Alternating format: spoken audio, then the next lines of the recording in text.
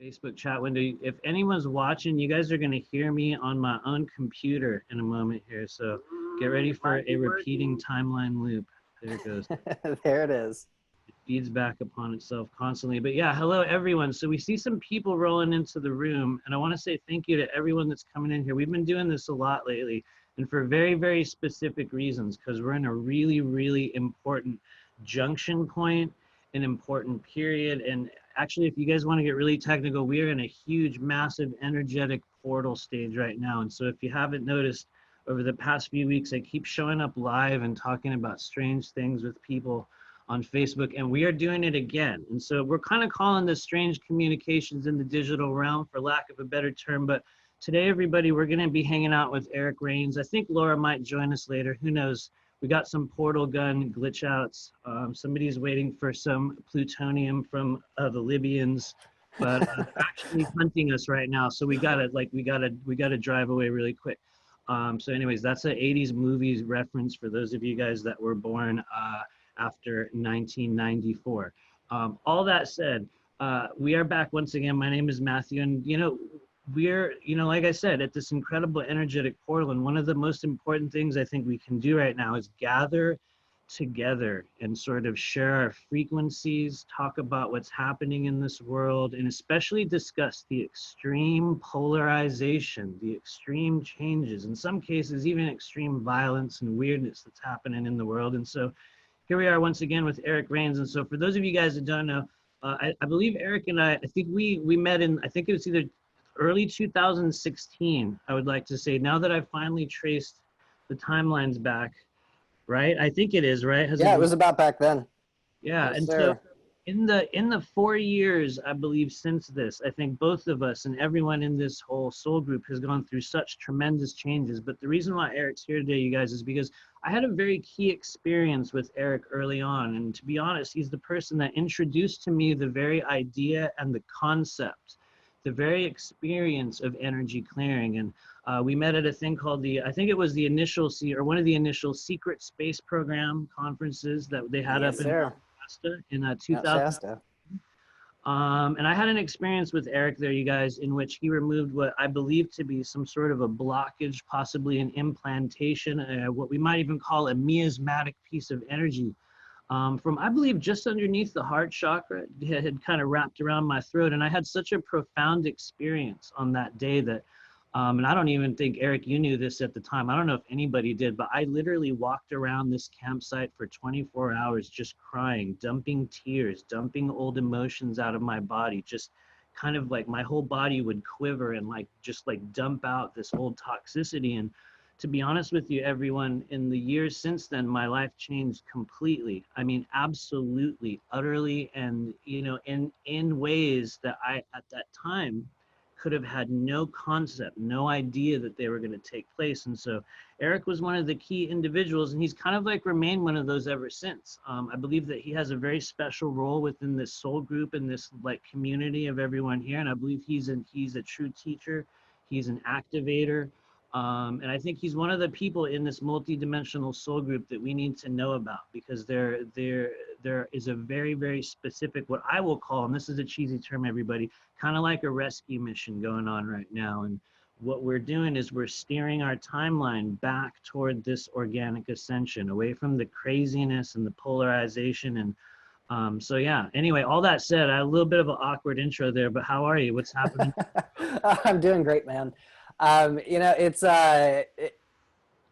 this time that we find ourselves in right now is truly one of the most unique spaces in human history. We've never seen anything like this. We've definitely seen unrest before. We've seen craziness happening, division happening, but with the rise of the age of the internet, not only are we more disconnected and yet connected than we ever have been, at the same time, we've got our pulse on, our finger on the pulse of the entire world on every single level, and we're isolated from each other, experiencing these divisions, experiencing these disconnects and these black swan events that just, one after another, that just keeps on hitting the collective.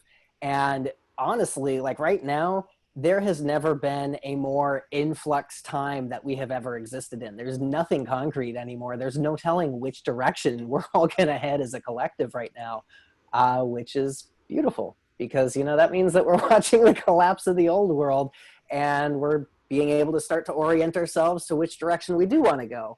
And it's not a comfortable process, but man, we are just, you know, discoveries left and right, one day after another. It's, oh, this connection here, this connection there, this connection here.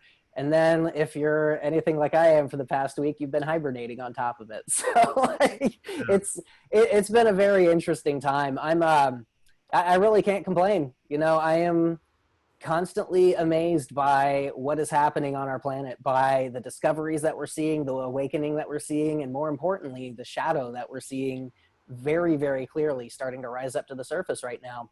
And it's getting to the point to where we can't deny this anymore. We all can see it, you know? It's about time to start working on it. Yeah, no, thank you. And I also want to say hello to everyone that's here. We have just over 50 people rolled in the room. Hello, everybody. I see all your faces. George Abramson, what's up? I see you there. I see you. Hey, George. What's up? Amy Baker, it's good to see you as well. Hello, everyone. There's so many people here. It's really, really good to see you guys. I am going to say this now. A lot of people are awakening into specific types of like or what I call everyone multidimensional intuitive healing abilities. And part of the reason why we're here today is to talk about that. And so if you guys have questions about that process, if you guys have questions about what everyone loves to call ascension symptoms or just the energetic sensations that are happening within the body, that is quite literally the area of expertise for Eric and also myself on a certain level. So please throw some questions in there. But all that said, I have kind of a 3D question, I guess I'll start out with. Like, how are you feeling about, or rather, what sort of a reaction have you seen over the past couple of weeks in the midst of this violence, we will say, in conjunction with our old friend, this very, very familiar virus? We'll just call it the mind virus. Have you noticed it in people's reactions? What are you seeing there in, I believe it's Corvallis, correct? Yeah. Up here in Corvallis, more than anything, like this is a kind of a small town. We've got, you know, a little bit of extremes up here, but for the most part, what we're seeing is the community coming together in a really beautiful way. You know, it's not a big town. I think we've got like 70, 80,000 people here. It's not the smallest of towns, but you know, everybody's really coming together, you know, and people are starting to get back to work. Things are starting to reopen. People are, you know, doing what they do. But, you know, in the larger scheme, what I'm seeing over the past couple of weeks, like I was talking about, that shadow's coming right up to the surface. And one of the things that I'm seeing is a complete and total division. There is a space right now where lines are being drawn in the sand to where if you're not a part of my camp, you are my enemy. If you're not for us, you're against us. And, you know, this is a very, very sad space and time to be in. You know, this is where war starts. This is where we start seeing some of the biggest atrocities that have traumatized our collective psyches throughout history. This is how this starts, right here, right now, in this space, in this time. And, you know, there's some positives to it. There's a lot more attention and push to get this reaction than there ever has been before. You know, people used to go crazy like this off of, you know, just a little bit of a push in that direction. And now it's getting so worn out that it takes a lot of input to get it to this space, but it's still there. And, you know, it's really sad right now because one of the things that I'm seeing personally is a complete and total desensitization to anything that has to do with something that might be part of a psyop.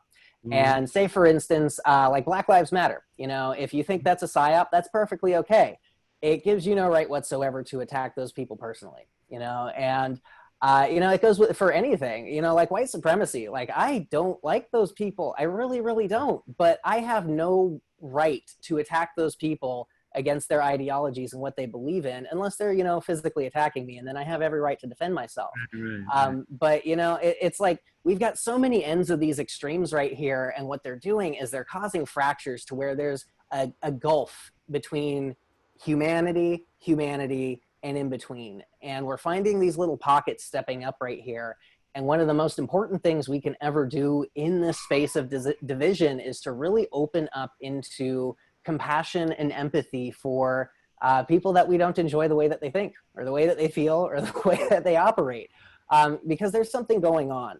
You know, people don't act crazy unless there is something inside of them that is absolutely just frazzled and needs to burst out to the point of them going into that action like that. And that's the reason for all of this. That's the reason for the entire system that we're seeing right now. And one of the easiest ways to go in there is to simply open up connections of light, connections of things that feel good. Because if we have emotional darkness, you know, this hate, this anger, this murderous rage, this division, this demand for bloodthirsty justice, if we have this density right here, and then we have, on the other hand, emotional light, things that feel good, compassion, connection, fellowship, you know, that excitement about being together. This right here is literally light on an emotional and energetic level. This right here is literally darkness on an emotional and energetic level. If we just make those little tiny connections in on that space that's invisible, but we can feel, what we do is we start popping holes in those spaces, you know?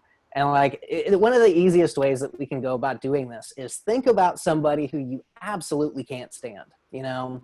It's a person who goes against everything that you feel and believe. And for a lot of people, that's Trump, you know, like he's a really good example. For some other people, he's Jesus reincarnated again, but you know, like, that's neither here nor there. But you know, somebody like him, if you absolutely can't stand that man, imagine being in his situation. Imagine being in his position. Imagine having his experiences and his life building up to that space to where he thinks what he's doing is correct and he's moving forward in that fashion.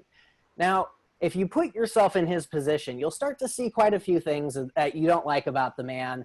You'll understand a little bit more about them. But more importantly, it's going to start breaking down those walls of hatred inside of yourself that are personally damaging you, that have nothing to do with that guy, or with any guy, or with any person, or movement, or agenda, or whatever it is out there. Because those things are out there specifically for that show, for that program on the outside to give that response on the inside, because this invisible space is what's creating all of it, and it's echoing back and forth. And so when we can start really finding compassion with people that we just can't stand, and you know, we don't have to go and break bread with these people, but we don't have to send hate to them. We don't have to send resentment and hoping those people fail or get hurt. You know, we don't have to lower ourselves into that energetic mud. What we can do is stand for what we stand for. We can talk what we talk, we can walk what we walk, and we can stay inside of that space for the sake of staying inside of it. And then anything else outside of it, if it's made out of density, if it's made out of darkness, it's like, you know, water off a duck's back. It doesn't matter. And it makes a complete revolution inside of the space that you exist in your life, and it makes your reactions and actions in the world much more positively oriented. And when we start things with positively oriented intentions, the founder's energy is pure. The founder's energy is strong. There's no vampirism. There's no backdoors that allow, you know, misleading or pulling into different pathways or agendas. And what ends up happening is pure compounding effect that builds on itself and it grows out into the world. And this is the only way we can ever break this down. You know, you can't fight for peace. You can only peace for peace. Thank you, Martin Luther King. I have also noticed the same thing. In my own kind of internal world, I seem to equate it with the mind virus concept once again. And maybe that's just because that's the most comfortable place for me to go. But it seems as though the Wetiko mind virus, and for those of you guys that are watching, that's what we're talking about here really. It's actually a frequency-based game. It's a mind virus that affects the consciousness, the influences, the emotions, the motivations, the internal drives of the individuals that buy into its frequency. But the reality is, you guys, that it affects both sides of any equation. And just the extreme polarization alone, even if it's to attack the attackers, is an additional manifestation of that form of virus in the body. So it sounds like what you're saying, and maybe I'm oversimplifying, but it sounds like on a certain level, one of the ways in which we will begin dismantling or defeating, or I guess taking apart this frequency, is by possibly removing our focus from the conflict altogether. Does that make sense, or is that an oversimplification? Well, I like oversimplification. I mean, honestly, we can take this as deeply esoterically complicated as we can get, but if we don't understand it, we can't simplify it, because it all comes down to extreme levels of complication that are just kind of compounded down into simple steps that we can can apply inside of our life. And that right there, that's it. You know, it's all about taking our focus out of it. With my clients, say for instance that there is, we're starting to get into the energetic activation. We're getting the tingling, we're getting the blood flow moving. You can start actually physically moving the blood through the body. Once you start applying the emotional level to it and you start moving through, and say for instance that you come across a point that it hurts. It's like you move the energy through that feels really good, and that one spot that doesn't feel good, boom, it's like a 10. It's the only thing that you can feel right there. Well, often 100% of the time, the people who come to me, they'll immediately start focusing on that. They'll tell me, well, it really, really hurts right here in this spot inside of my rib cage, or I'm really feeling this in my pelvis, or, you know, I'm getting a really bad headache right now. And what's happening is that as they start to create these clean frequencies, anything that can't stay clean, it starts to rise up. It's not stuck anymore. It's not in that numb space where there's no more awareness. And so suddenly you can feel it. And you can't go in and just start fighting at that thing when it hurts, when you're paying attention to how damaged it feels and how uncomfortable it is. If you try to yank on it and pull it out, it's just going to come snapping right back because you're fighting against something that is literally you. And this process right here, if you stop trying to fight this and you recognize, like, I know where that's at, I'm going to recognize that's here, I'm going to come back to it. Where does it feel good? What feels powerful? When I move powerful, clean sensations and activations in my body, where does that resonance pick up?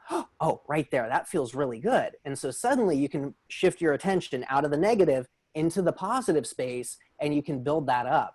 And it's just like light and darkness. You build that light up strong enough, it has no choice but to start to transmute this. And you don't even really have to pay attention to it until it needs your attention. Once that punch, that gut shot from the emotional impact or the pain physically isn't there anymore and you've cleaned it out, then you can go in and fix the reason why it's there to begin with.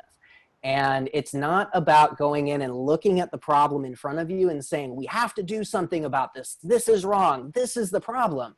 If everybody who is protesting right now about what was happening decided to go and build an organic program that then could be taught throughout the entire country for police stations around the world, for safe resistance, for keeping your cool, for anger management, like, this wouldn't be a problem because we'd be taking care of the root of it right then and there. But instead what's happening is the outside factor is being tossed into this mix here, and then it's sending people into trauma triggers. They're reacting, they're not responding. And so what we're seeing is all this craziness happening. If we just redirected into solutions instead of a reaction to the problem, we'd fix all of it. It's the same exact system. If you know how to fix it inside, you know how to fix it outside. I feel you. And here, I'm going to immediately add something else onto that, because I have also had this conversation with people lately, and I don't think this is really anyone here. And hello, everyone that's here. Maybe this is not the people on this live stream, but we will say, every now and then we'll have that conversation and someone will say, well, so that just means you're saying to ignore all the evil things. And well, that must mean you mean that there's no darkness. And clearly that means we should just focus on this love and light. And if it feels good, that's the only thing we worry about, right? How do you react to the people that may interpret that statement from just focus on the love and the light and everything will go away? It's not necessarily how it works, but so that's a really good question. Because that's what I was trying to do when I first started to figure this all out. You know, I was focusing on everything that was on the outside, and I literally went to war with these demons that were attacking humanity. You know, it was like I got my sword, I got my shield, and I was hacking and slashing and blowing things up. I might have been clothed in light with the intentions for the best of humanity, but those were actions of war.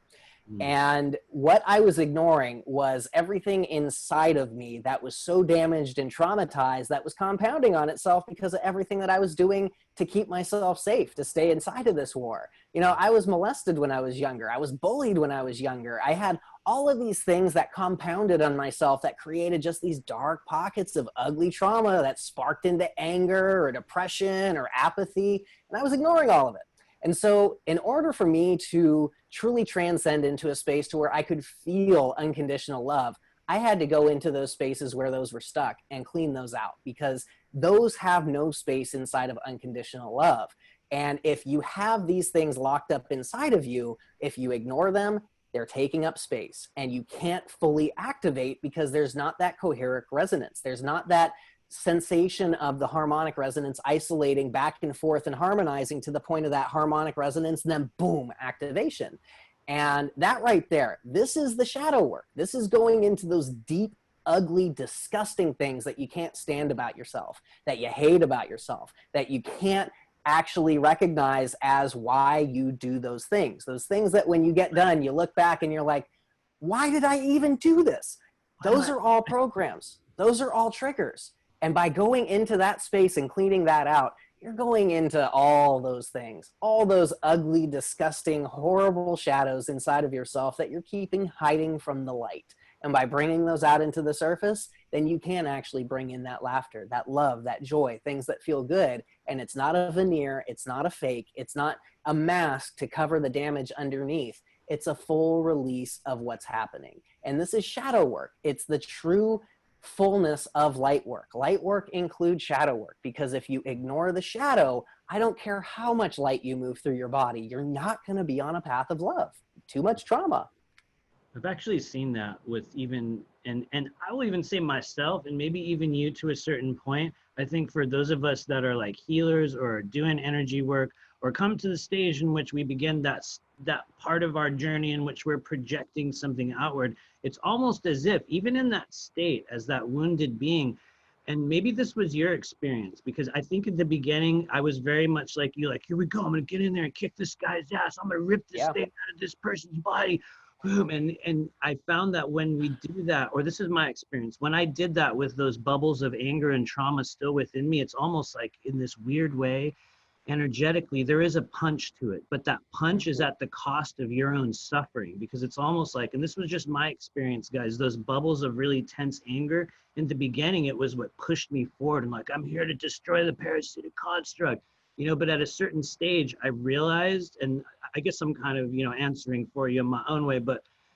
it seems as if that keeps us in that never-ending state of conflict. And so the question is, with all that said, have you noticed lately, we're going to get specific, recurring energy centers, recurring areas in the body? People keep coming to you saying, man, I got this thing, this energy in my throat, or like wherever. Have you noticed that energy getting trapped anywhere in particular lately?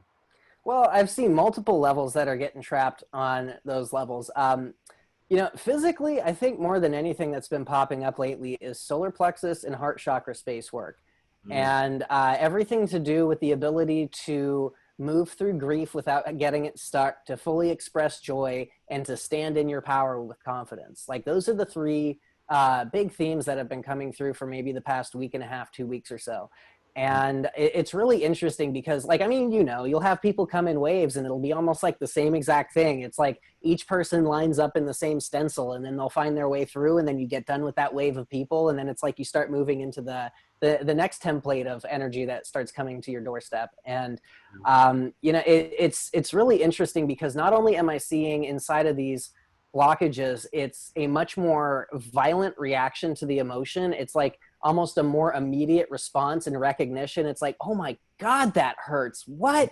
How was that there? Has that been there the whole time? You know, and before it was almost like, yeah, that's kind of getting tight. Like, I don't know, that feels a little bit uncomfortable. And it's almost like we're seeing a lot more awareness, a lot faster on these trauma levels. But at the same time, if they're not doing this type of work, like, I'm expecting the rest of the planet's going through this too. And instead of having people who know what trauma release is and how to work through this and move through these spaces gently and softly, we're seeing it violently coming up to the surface right now. And I think that's a lot to do with what we're seeing. You know, you can't suppress people as long as you did with this quarantine. You know, like it made people stir crazy. It's not like it was even winter and people were snowed in. You know, it wasn't nice outside, but you could look outside and be like, I could totally be out there. You know, and like it sparked, like, people were looking for an excuse, something to explode into action for, and that's exactly what this George Floyd thing did. And you know, I think it's the same exact thing that we're seeing with people who come into us, except on a wider level. I believe it is. I have also noticed lots of solar plexus activity. I think that's a soul group thing as well. It's like the yellow ray activation, and I don't know if you've noticed this as well. I have a feeling you have, but I'm also seeing, and I guess this is a good time to talk about this. There's not too many people we can sort of talk about this with, with, but I'm also seeing what I believe to be a group activation of what is essentially, and I think they talk about this in pranic healing and other modalities, the spleen meridian itself and the energy of the spleen and the level to which I believe in certain times like this, and when we're being affected by external frequencies in which we're going through a portal eclipse activation phase, there's certain areas that will create like this really tense bubble. And one of the things I'm noticing over and over and over again is a relationship, number one, left side of the body, number two, the spleen meridian, and number three, a feeling of incredible frustration that seems to be, and this is where I'm going with all this, coming from outward in. It's like something that's being broadcasted. Any comment or like reaction to the spleen? No, well, the definitely with the spleen and the frustration, it's not like a full-blown like anger, like that burning sensation of anger, like when you're like fully furious, but it's like a slow burn, impatience, annoyance, frustration type of a sensation. That's actually been coming through quite a bit. I haven't felt it coming in from the outside though. I'm totally going to have to tune into that the next time that I find that connection. But the spleen itself, like the frequencies of the planet are harmonizing and shifting in a way that the entire Earth's magnetic resonance, it's skewing things. It's slightly shifting things, and it's making the molecular structure kind of dance with it. And it's a lot slower, but it's like it's shifting. And so what's happening right now more than anything is I've been feeling almost like a solar, not a solar plexus, but a lymphatic system upgrade.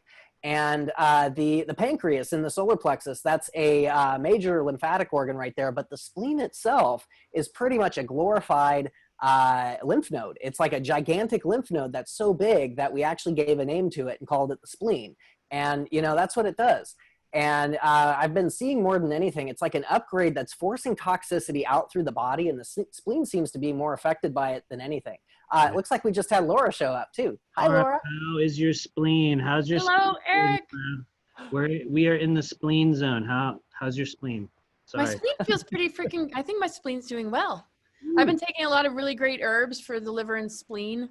And yeah, I'm so glad to be here. And I realized my workshop ended at 4:30, but it ended at 3:30 Pacific time. So yeah, I got the time a little bit wrong, but it's great to see you guys. Oh no, it's all good. This is actually perfect timing. But yeah, you just literally got out of a workshop, so thank you for coming to hang out with us. Basically what we're doing is we're about to take a few questions if you're interested, and I'm going to say, if you feel like it, Laura, maybe you can even start out with this, because somebody had a really cool question. We're going to throw you right in the fire instantly, but probably if you're like me and you just did a workshop, that means your brain is on fast forward. I have a feeling you also get this, Eric, like afterward you're like, here we go, and we're still going. So anyway, I know how that goes. But that said, we had a really good question from somebody in our chat here. Hello everyone, we have 79 people with us. Deborah Sutherland Core. This is in my opinion one of the most important things we can figure out right now. But take this one, Laura. How does one develop true discernment right now? I know we ask that question all the time, but what's your view on that? Where does true discernment come from right now?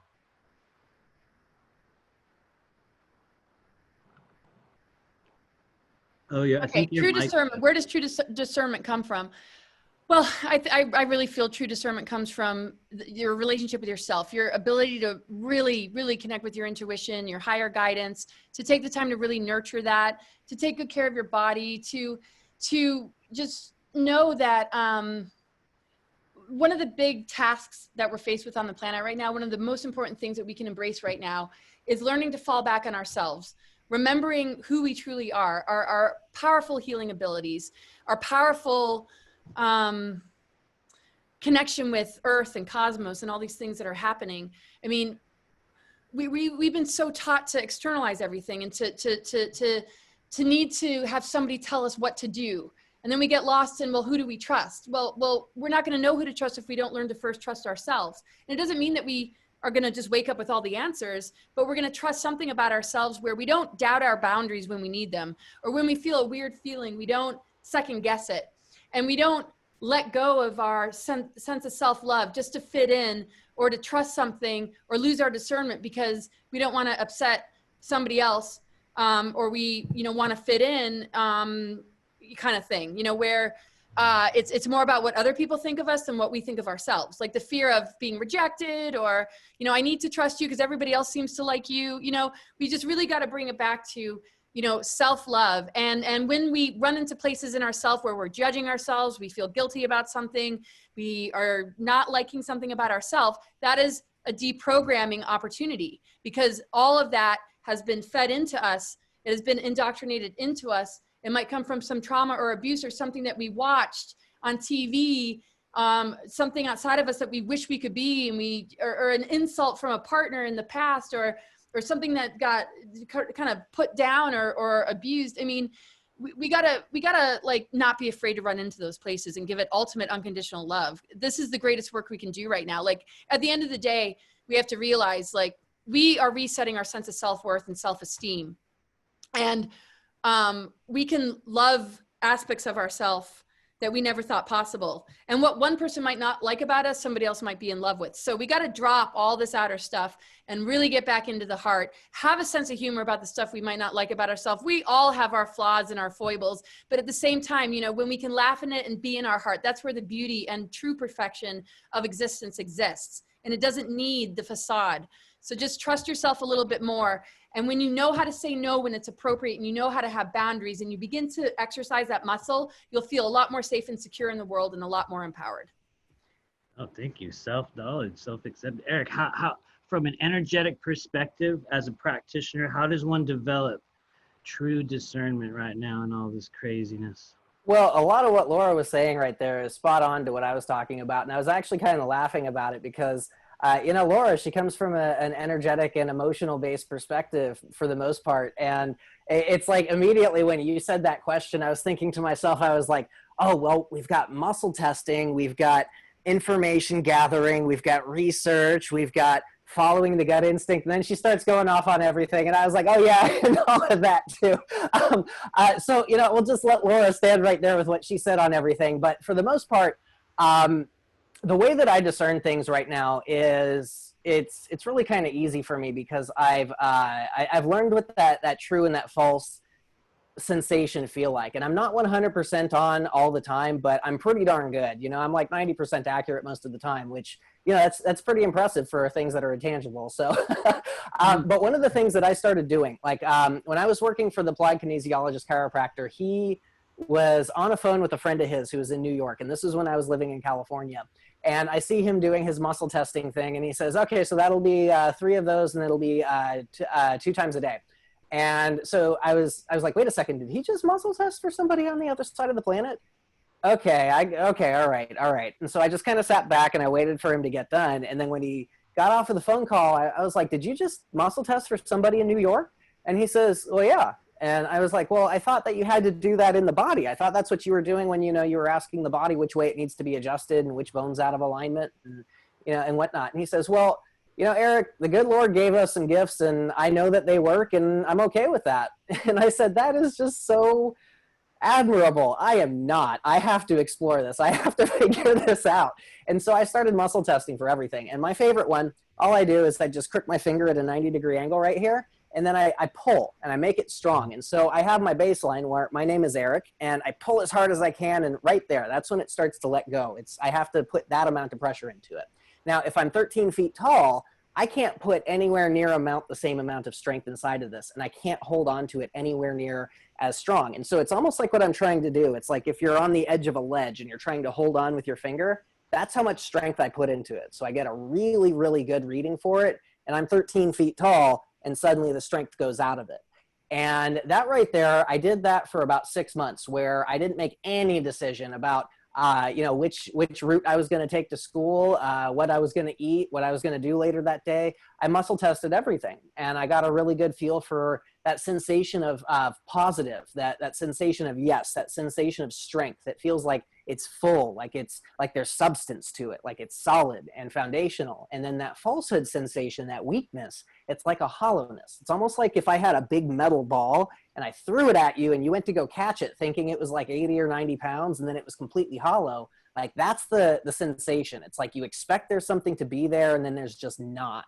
And those two sensations, that's what I've been using more than anything. And it's actually, I've gotten it to where I can tune into like a number system. And so once I got that false and positive response down, I started to put it into numbers. And so 5 would be completely neutral, 1 would be completely negative, 10 would be completely positive. And so I can actually start tuning in directly inside of that scale right there, you know, what the potentials and probabilities are. And so that's actually how I tune into, like, say, timelines, and say, for instance, that I feel like a 52% probability for this to happen if you walk down this type of a pathway here. Like, that's how I start getting those. I can't like read the future, but I can feel probabilities for it. And those types of skills right there, these are things that are really intangible. And like the first couple of times that I did it, well, honestly, like the first 3 weeks that I was doing it, I didn't know what I was doing. I thought it was all, you know, like, well, I think I kind of feel it, you know, and like I just kept on pushing through it until it got to the point to where I knew, and I knew for a fact. And then I could start asking myself, well, what's the answer to this question? And then I would get my false or my positive, and then I would just use my muscle testing to prove it, to back it up. And that's how I started to really flex that discernment muscle right there. Now, that being said, I have had gut instinct revulsions away from things beforehand that you have to research. You have to know why your gut is leading you in that direction. And one of the first big experiences I ever had with this was something called chakra removal. And the first time I ever heard that, absolutely asinine. You can't remove your chakras. Those are part of your glands. You'll die. You can't pull your glands out of your body. That's stupid. Stop it. You know? And it was funny because like I just kept on having this ping. It was like chakra removal, chakra removal. And I was like, all right, I'll go look into it. And it was when I came across this article that laid it all out about how the red, orange, yellow, green, blue, indigo, violet spectrum, it's all, you know, a tiny, tiny percent of the full spectrum of electromagnetism and light. That was when I was like, oh, it's not removal, it's expansion. It's going into a broader frequency. That makes so much sense. And so then I did that, and that was the activation that led to this whole entire pathway that I've been on ever since. And so, you know, you have to research. You have to back up what your gut is saying with things that you can prove logically and factually. Because if you don't know what you're talking about, but you know for a fact what you're feeling is correct, you know, you can't explain yourself. And if you can't explain yourself, it gets really frustrating when people are telling you that you're wrong. So, you know, like that's my whole take on it right there. I think you're definitely, and thank you for clarifying chakra removal versus chakra integration, because everybody out there, you guys are going to say, I had this chakra surgery and they took out my solar plexus, or you will inevitably hear stuff like that. And I also, quite a few times. Yeah, it's you guys, that's not actually a thing that happens, but there is an integration and a melding and a coming together, which and everyone knows I ramble about this all the time. That's the fourth density energy body, guys. But that said, there was a cool question in the chat that I kind of asked for. I seeded this question, everyone, but I want to start with Laura. If you want to answer this, it's really straightforward. Is it possible? Can we work with this AI sentience in a positive way? Is that possible right now? What do you think? I think everything can be worked with in a positive way. I mean, this isn't the first time we've dealt with AI. I mean, everything to me is an opportunity. Adversity is an opportunity. Getting closer to our truth is going to help us to see the distortions and see the AI and understand it and how it impacts others. I mean, we're here to be the override frequency. We're here to understand what puts us in a vulnerable place to be infiltrated by AI. You know, it very much wants to keep us in these lower emotions. That's why there's trigger events in these times when we can, you know, when we're in a phase right now where we can actually expand and move into these higher levels and break the relationship with AI. You know, there's nanites in our food and our water. We share these energies with each other. And there's, you know, programmings that are unfolding that have this greater plan to assimilate us, you know, into AI, which wants to basically enslave human consciousness and the planetary consciousness. So this is the New World Order agenda. It works with AI, but we can work with, I mean, there is, you know, positive AI, but like, let's not go into the positive AI, but how can we work with the negative AI that's kind of like breathing down our neck in a positive way? I feel like when we start to notice ourselves get sucked into something external, we need to work with it in a positive way by consciously pulling ourselves back. When we notice a trigger come up and we see that create a total dysfunction in the way we communicate with like loved ones or friends, we need to take a breath and kind of step away. And and like, you know, stare it in the face, because, you know, alchemy is turning lead into gold. We're dealing with heavy metals. We're dealing with all sorts of like alien weaponry that, you know, requires our mind control for it to even work. So to me, it's an opportunity to you know, see like where there's a contrast, like, but it's very sneaky. So a person might not know that they're working with AI signals. They're not going to just say, oh yeah, you know, I'm mind control, I'm working with AI. But I look at it as more of a preventative thing. Let's all assume that we're vulnerable to this, and let's do preventative work by focusing on just, you know, clearing, you know, the mental body, knowing that the ether is available, understanding what this particular window period is right now all about. This is a time in history that we haven't experienced for thousands of years. This is the end of a 26,000 year cycle. There are things that are happening that we haven't had exposure to for a really, really long time that absolutely crushes the AI and all this dark weaponry. So I think the preventativeness is really important. Then we're sort of shielded, and we're sort of in a higher awareness where we can, you know, see the distortions. And it goes back to like discernment. I mean, AI is something we have to have major discernment about. People have to be very, very careful of a lot of social engineering viruses that show itself on social media. I mean, just even seeing the black cube symbolism and some of the things that seem very ritualistic connected to this whole pandemic.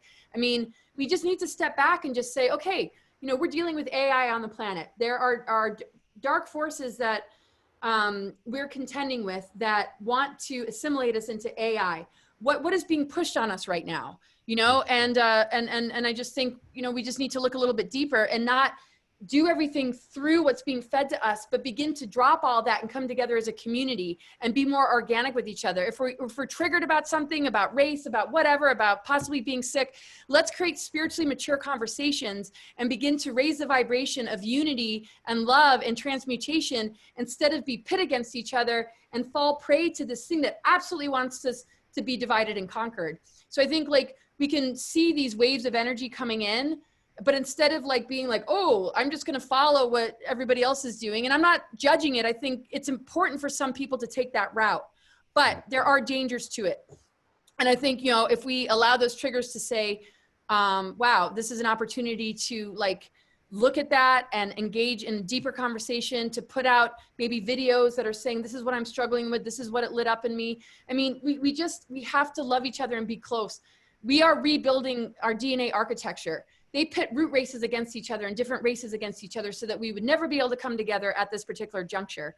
So, you know, we just need to figure out a way to constructively communicate from our hearts, from a sense of maturity, not just reaction. It's not just anger and blame and lashing out or judgment about how other people choose to handle the information. Like, oh, you should be doing this, you're spiritual bypassing. It's like, we don't know each other well enough to be able to be throwing those kind of judgments. And to me, all those lower level conflicts are a part of the AI program to keep us conquered and divided. So just notice if you're falling apart with others, either have a boundary, inject harmony, love, acceptance, forgiveness, and just be a resource of information. And hopefully people will have an open mind to see a better way that we can all come together. Oh, thank you. Thank you. Thank you. I am gonna address a really good question. And then we have a question that I want to give to Eric as well, because I specifically saw this and I'm like, dude, we got to ask you.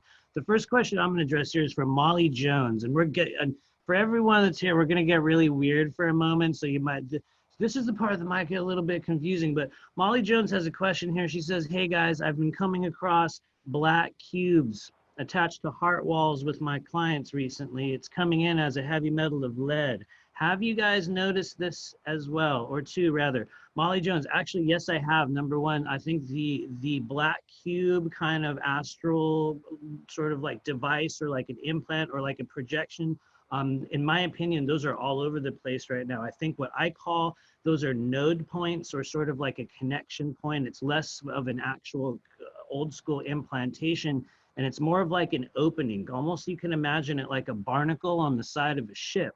And what happens is these are sort of gathering, or they're sucking up, or they're siphoning up energy in different ways than, you know, other forms of implantation have in the past. And it's more of like an infestation that seems to be taking place. Now, part of this intuitively feels like it has to do with a restructuring of the actual black cube construct on Saturn at this very moment. I believe we're coming to the stage in our sort of, we could say, logoic reprogramming in which we have an opportunity to essentially unfold the black cube and place a new form of energy within, which is going to be reformulating the sort of videogram matrix that we all live in. And so, you know, without going on too long on that, Molly Jones, I have totally seen those. Now, I also have noticed them more so in the way that I would encounter like drops of miasmatic energy or residue on the wall of a place. And so that's just the way I have sort of perceived those very strange AI constructs. But that is a real thing, you guys.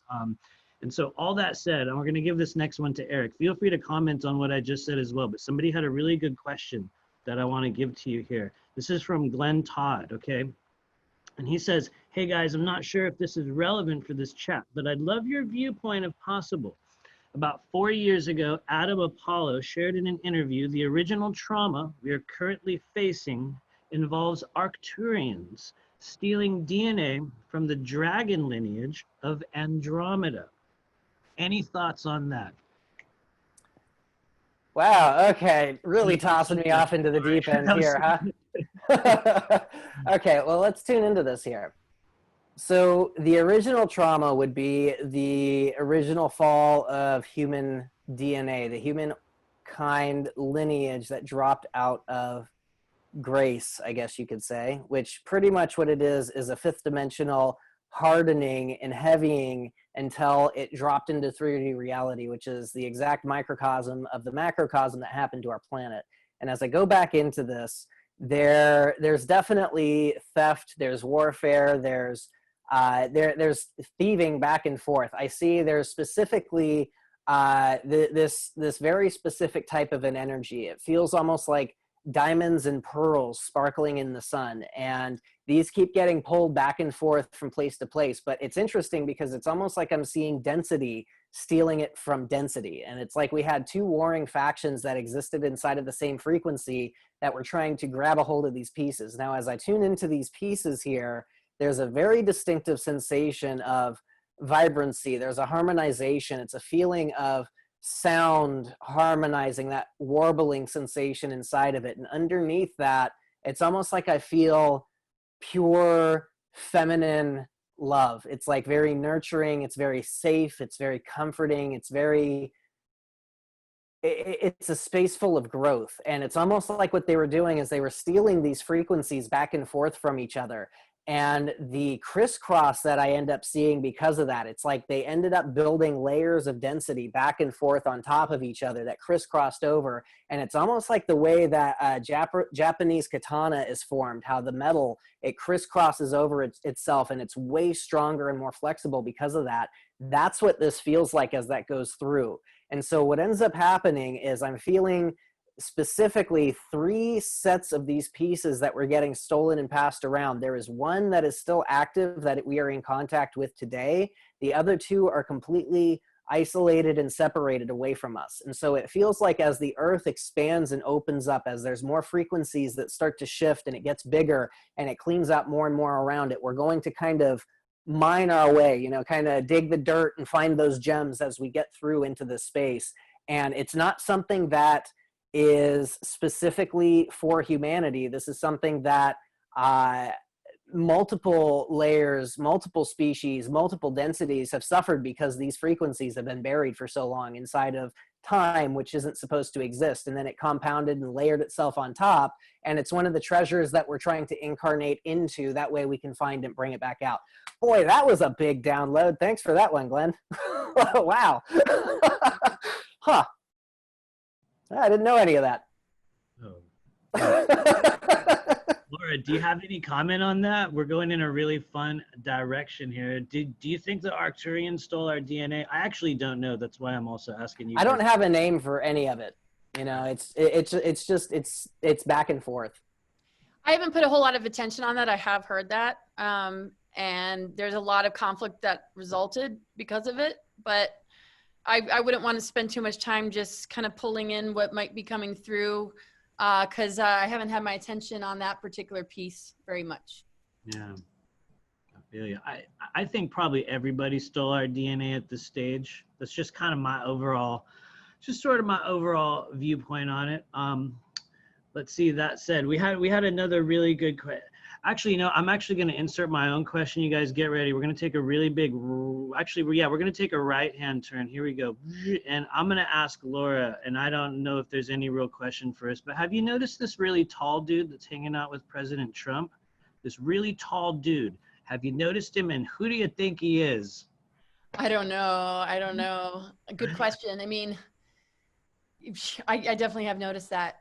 It could be just, yeah, I don't know about a tall white. It seemed like it had a lot of human characteristics. It could be just, I don't know, from just another system that has humanoid qualities, that is allowed to be out and about without freaking people out, maybe not looking maybe too alien, but like, I'm surprised it hasn't been mentioned more of people that have been around him. Like, so it seems that these are shots that they're not wanting to maybe get out into the public, and it's just sort of something that has been leaked, and that he might be working with, an alliance, which I would say would be a positive beings, maybe even connected to Q. I don't know. I know that's gonna like rile people up, because it's really hard to talk about any of this stuff without getting slammed for it. But I don't know.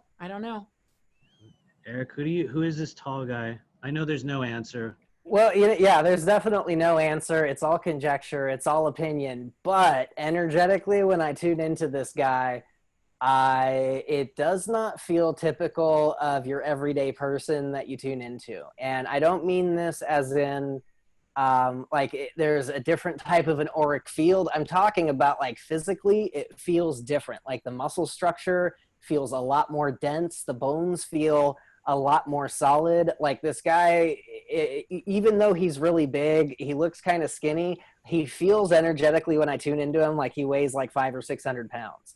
And there's just a very heavy, compact feeling around this guy that it's just not typical of anything that I'm used to when I tune into humans. So, and then energetically tuning into the guy, it's almost like a blank slate. It's like I'm either A, he's not projecting anything, or B, he's cloaking everything so I can't see it. So, I don't know. I really don't know. It's a whole bunch of interesting what ifs, that's for sure. Like, I don't know. I really don't.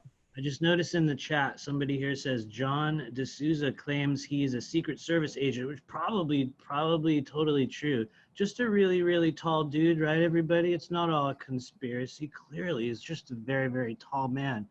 All that said, no, thank you for humoring that question, you guys. We had another really, really, I think, very, in my opinion, relevant, because there's a great symbolism, I think, happening. And I'm just going to say this, you guys, if you guys notice that triggering supposed photo opportunity that President Trump made holding up the Bible in that square, notice he was holding it in the opposite hand that President Clinton was holding it in. And what you guys are viewing is, once again, another layer of the incredibly dense symbolism that is playing itself out as a show in front of you every day. But we had another really good question here, and I'm going to try to find it really quick. Laura, maybe you have a comment on this. Molly Jones says, what was the lightning over the White House? What did you guys think about that? Because we're in a very synchronistic stage, a big strike of lightning. Did you see that, Laura? I did see that. I mean, I heard about it. I didn't like catch it like the same moment or day. I really don't know what to think about it.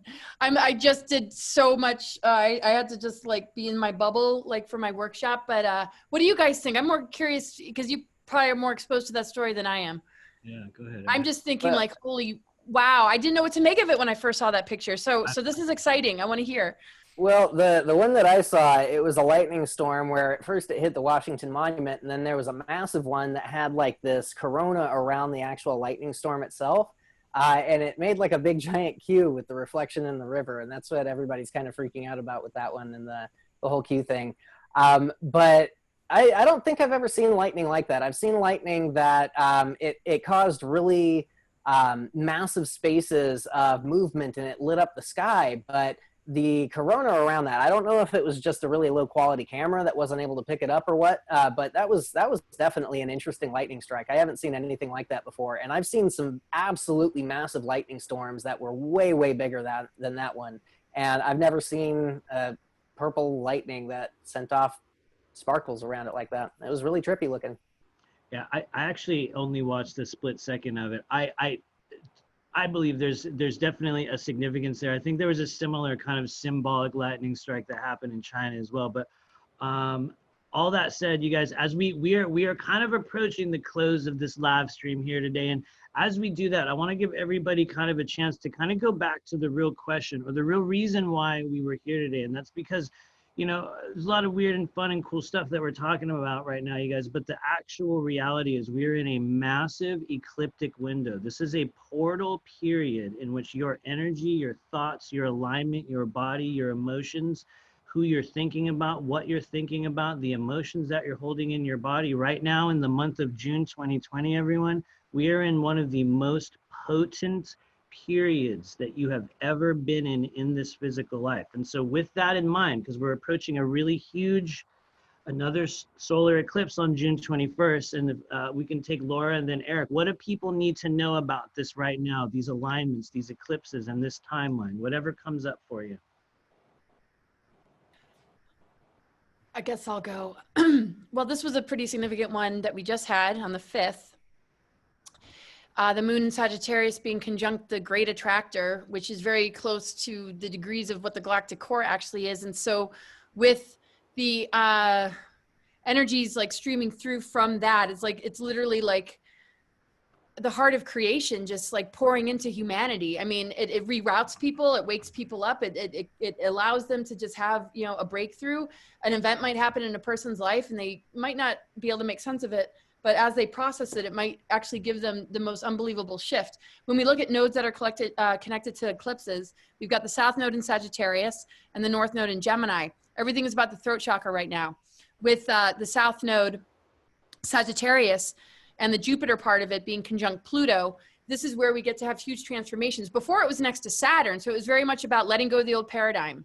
And as we see, some people don't want to let go, and the cabal or whatever you want to call it certainly doesn't want to let go of us. So we see this, all these cards being played to kind of like capture us. But now it's about Jupiter and Pluto, Jupiter being the ruler of Sagittarius, and the South Node part of it connects us with the past. And because Jupiter connects to the higher mind and philosophy and a more expanded and open mind, and the South Node takes us into past events or past lives or things that are familiar from before, this transformation cycle is now pulling us into the capacity to tap into a higher wisdom. And the North Node is what we're here to integrate. So we can use the throat chakra to communicate that higher wisdom through everything related to Mercury, you know, communications, platforms that people speak on, books, articles, blogs, social media, whatever, that we are generating this greater wisdom and a more of an open mind that we are drawing from past experiences so that we can actually, you know, change the frequency of all these, you know, distorted interferences. So this is giving us a big opportunity to have a growth period as a humanity, to be more responsible with our words. And so right now it might not be looking so good when we look at social media, but the big growth period and transformation is that actually we're going to open up that throat chakra. We're going to bring and integrate the Sagittarian Jupiter energy, which is next to Pluto. And then the next eclipse with the sun being in Cancer is going to help to reroute us back to where the North Node was in December, January, before all this craziness happened, to reconnect with the mother. And it's really going to help us to heal our relationship with that divine template. Because there's a theft in the hearts of humans of that disconnect from the mother, the father, the true template, and the theft of what like true sacred union and alchemical marriage and hierogamic union is all about. That lack of being exposed to it and being reminded of it in our everyday world, and not having maybe parents or society emulate these higher sort of relationships and unions. These eclipses are going to help people to create breakthroughs of, you know, just that higher mind, like, oh, wait, there's so much more to this. And like, why the hell are we paying attention to like all this stuff that's trying to like parasite off of us? Like, we're done with it. Like, so the first thing was letting go of the old paradigm. Not a lot of people necessarily want to, but now we're being forced into almost feeling silly, like, oh my gosh, is it that easy? All we got to do is cut that cord and this whole other thing is going to pour in and we actually are going to be okay.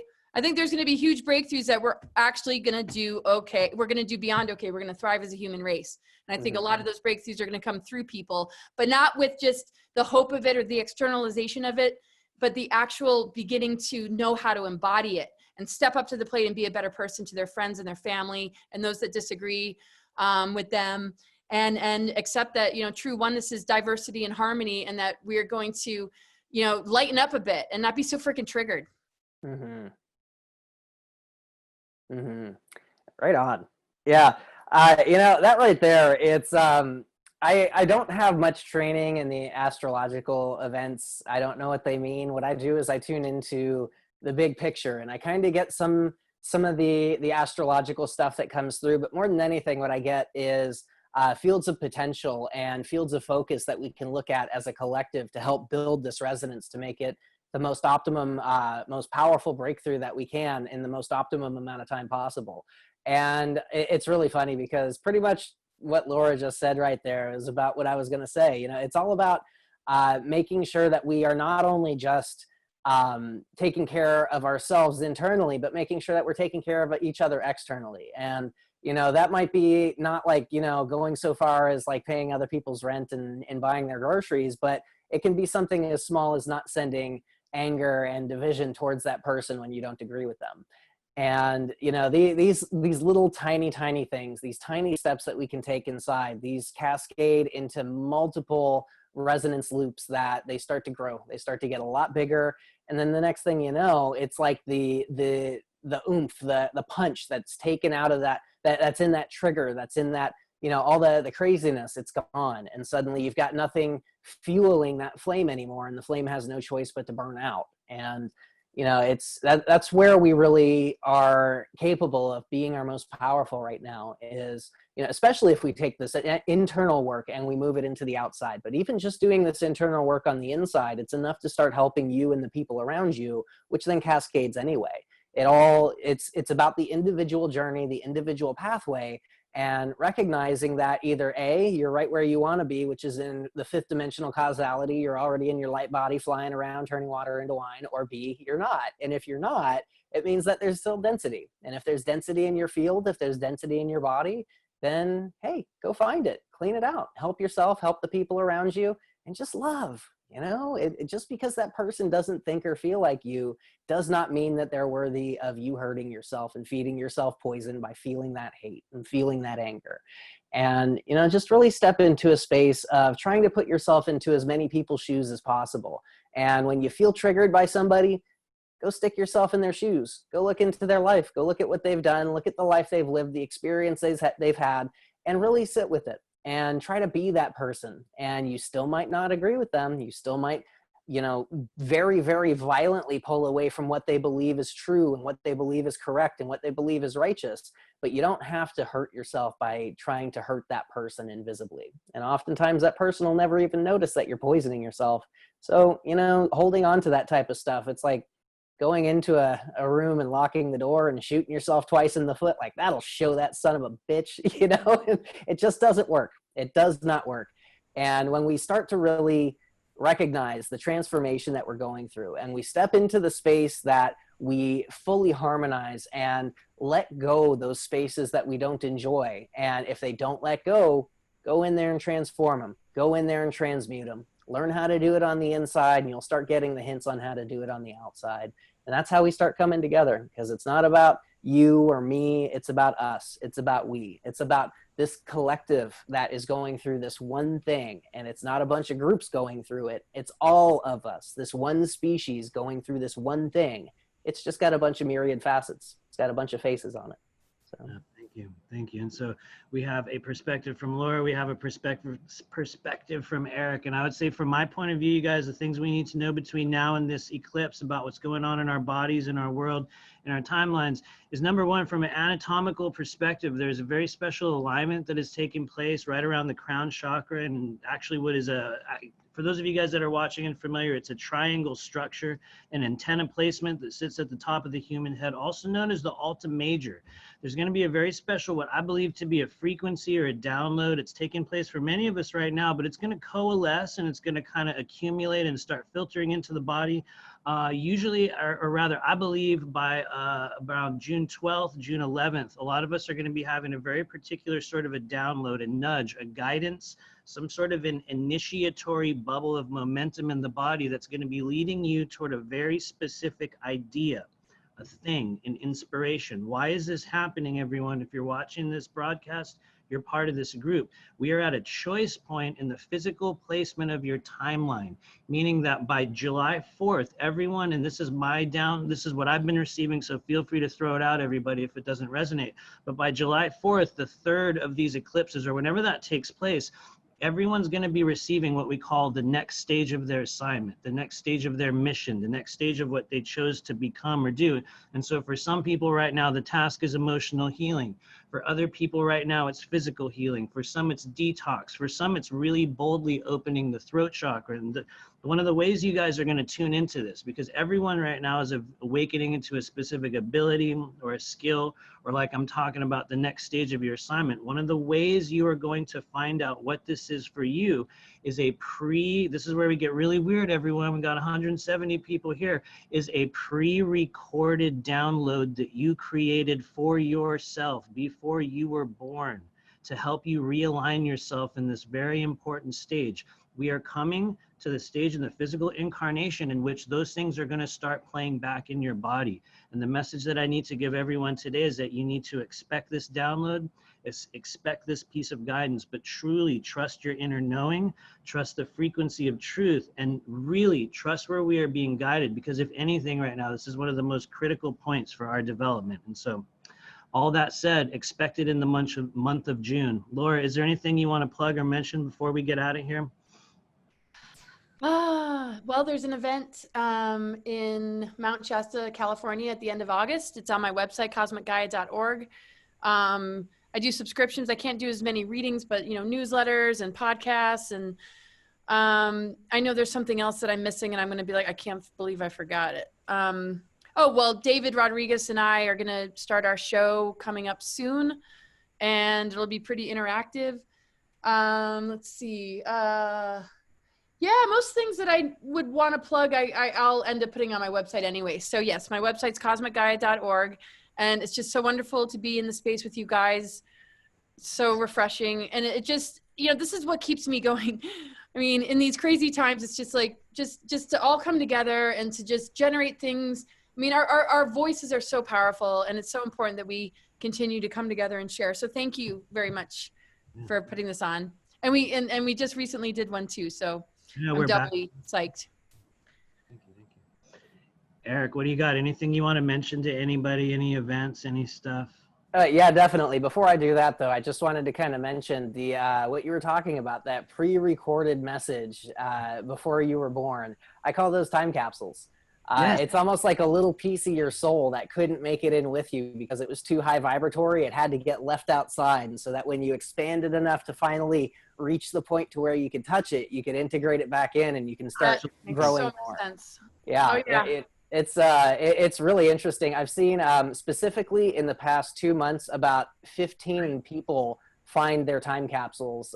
So it's really interesting that that's what you're talking about. This is going to start coming online for everybody right now. This is a real thing. Yeah, please. And I realize I cut you off, but yeah, go ahead. No, right on, man. Like it's totally a real thing. It 100% is a real thing, and I've seen it. I've physically seen it, and the transformation those people went through in that hour-long session, they came out the other side completely brand new people, almost like their soul walked into a much more open, coherent space, and then they had complete flow inside of themselves. I haven't seen anything like it, and that's been really starting to. I had 2 of them last week, and that's the most common that I've had so far. It's usually like 1 a week, and it's really interesting what's starting to happen, man.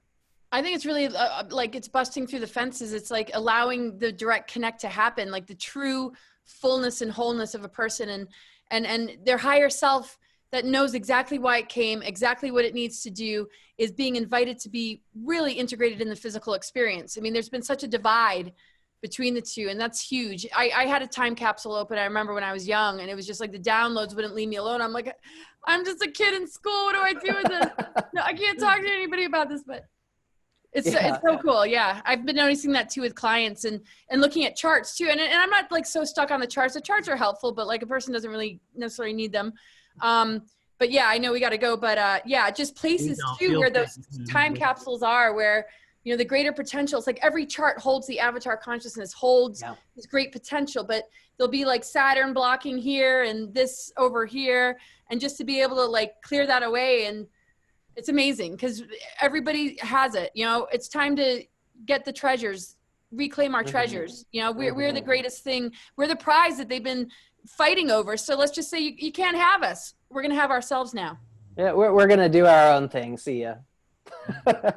Yeah. Like forming the time capsule a little bit. I'm sorry here. Go ahead. Well, and you know, the really crazy part is that it's not just your own soul that can create time capsules. There's people from cultures that knew they were going to die out a long time ago who they entombed themselves inside of barrows and cairns and pretty much rock spaces where they were alive when they were entombed, and they put themselves into a state of meditation to where they existed inside of the pureness of their culture, and they expanded into that space and they let their soul soak into the rocks, and they can't even incarnate anymore. They're holding this space until people come and find these spaces again.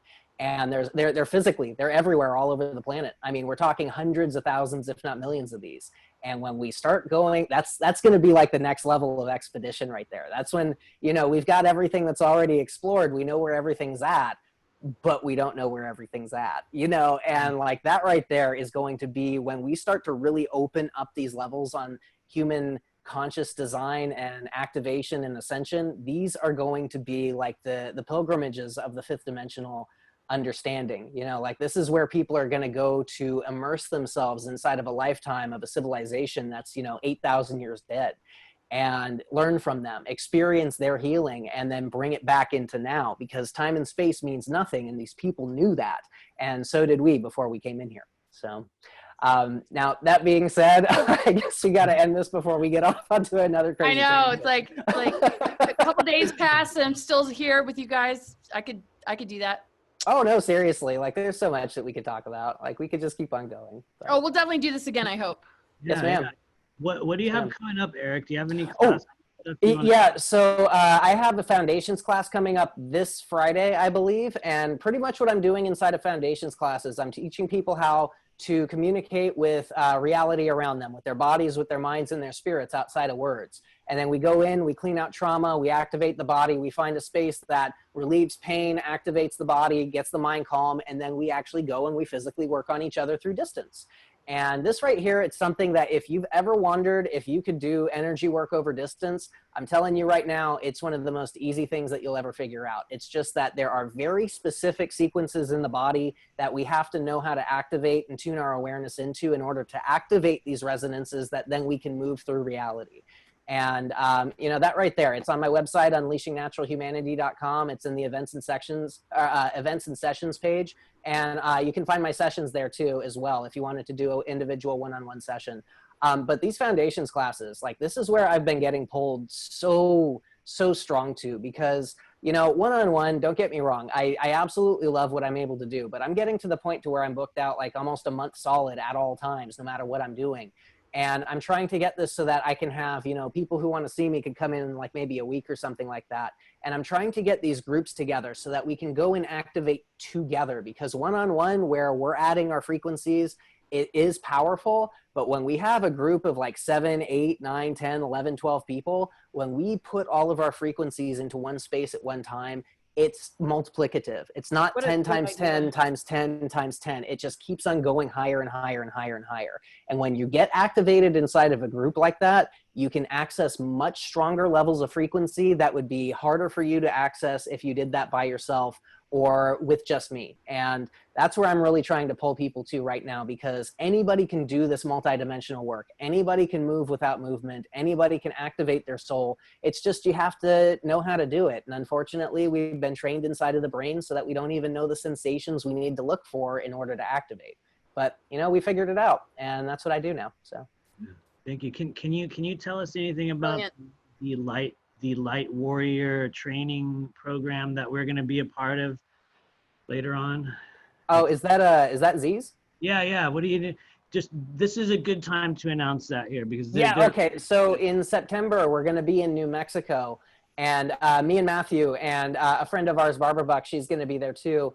But what we're doing is pretty much for 5 days, we're running workshops, we're teaching, we're healing, we're going to be in this space to where, you know, Z's trying to build something really beautiful here. She's trying to make almost like a Hogwarts type of a thing for starseeds, where it's like a starseed academy, to where if you feel called to activate your soul because you came here for a higher purpose than just paying your bills and paying your taxes and going to work and coming home, this is why you're here. It's a place like this where you have multiple high vibratory people teaching people how to do this type of work right here. And it's going to be really amazing. I'm really excited to see what's going to be born from this. And this is the first one that they're doing over there. And honestly, I'm expecting to see this be an annual, yearly type of a thing. Oh yeah, that is my hope as well. You guys can check that out at Earthstar. I think it's earthstar.tk. TK, yeah. Z's website. But the other thing you guys can be made aware of is that coming up next week on June 21st, myself and Eric, I believe Z and Barbara Buck, we're going to be doing a really huge free healing event. This is a huge group energy clearing event. You guys can check it out. I think I put it in the chat already. But this is incredibly important for everyone that's a part of this multidimensional soul group right now, because what we're doing is we are steering, we are redirecting this timeline away from this control matrix of hypervigilance and, you know, disease and the mind virus, you know, and the violence. What we're doing is we're helping to steer this timeline back toward organic ascension. And so on June 21st, you guys, it's on the solstice. It is also the solar eclipse. You can show up live on Facebook and YouTube and take part in a massive group healing. This is a healing with your energy, your alignment, your energy body, your soul group. It doesn't tap into anything other than the true source essence of you. And so this is an event that we're making free for everybody in this group. So please do join us. Additionally, I'm just going to plug my own thing real quick. I also have a project known as the School of Multidimensional Intuition. This is an ongoing multidimensional training program in which we're essentially helping people learn how to open up those multidimensional intuitive healing abilities. We're teaching people how to, you know, become more intuitive, but more specifically, we are learning how to heal the mind, body, spirit complex through a very, very particular modality that I have been tasked to bring forth, known as scalar toning, and the ability to create a scalar wave frequency with the human body. And so if you guys are interested in that program as well, you can check out my website at rememberyourmission.com. But please do join us June 21st. It's entirely free. I want to thank Laura once again for showing up. I know you got all kinds of stuff going on. You're like, okay, I'm gonna roll in here with these weird people. So thank you. Oh God, I feel at home. Thank you. Good. Thank you for joining us, Laura. Absolutely, and Eric as well. Thank you for being such a huge part of this like community and this place. And honestly, really, you have activated so many of us at this stage. It's really, really beautiful and incredible to watch. So thanks for hanging out as well. It's an honor, man. It's an absolute honor.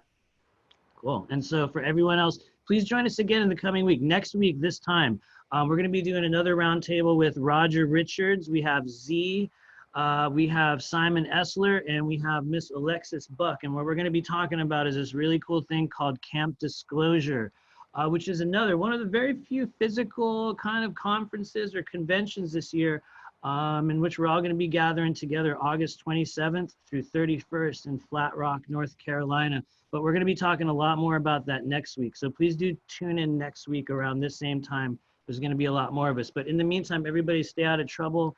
You know, don't fall into the mind virus. And please, you guys, if there's anything you do today, take off that mask and throw it in the trash. I love everybody out there.